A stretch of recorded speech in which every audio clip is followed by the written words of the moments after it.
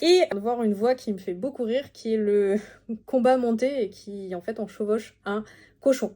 Donc ça me fait beaucoup rire d'imaginer mon futur nain chevaucher un cochon avec toutes ses armes et tout ça, et je trouve ça trop mignon aussi, d'un côté.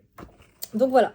Donc là, c'est déjà faire son personnage suivant le jeu de rôle, donc la création de personnage suivant ce qui est marqué avec ses caractéristiques après et tout ça. Donc ça, il faut suivre les règles du jeu. Mais pour donner un petit peu plus de piment et de vivant à mon personnage joueur, c'est de lui donner ce qu'on appelle un background, un historique. Et pour ça, je me pose des questions.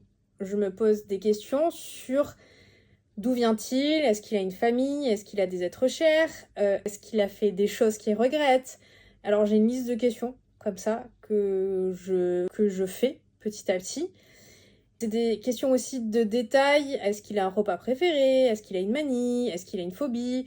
Est-ce qu'il a quelque chose qui se transporte toujours avec lui? Est-ce que... Voilà, je me pose des questions et ça permet vraiment d'étoffer mon personnage et ça va aussi aider l'histoire derrière. Parce que forcément, ce personnage qui a une historique, qui a des choses qu'il aime et qu'il aime pas, vous pouvez lui mettre un handicap aussi. Donc ça peut être la peur du noir, la peur des endroits confinés, ou tout simplement un handicap physique. Il a une main qui lui manque, il a un pied moins, enfin...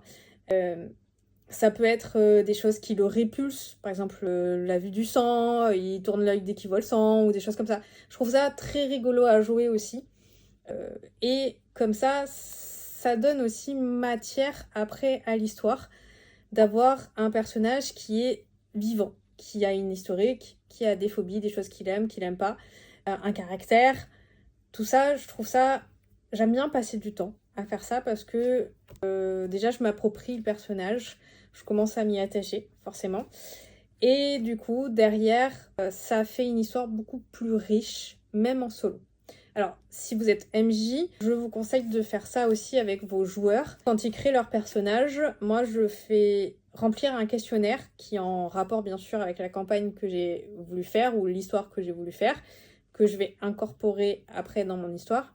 Mais je trouve que donner un historique à nos joueurs, c'est quand même beaucoup plus enrichissant et beaucoup plus sympa pour la suite de l'histoire. Sur ce, je vous souhaite que vos jets soient bons et que le sort soit favorable.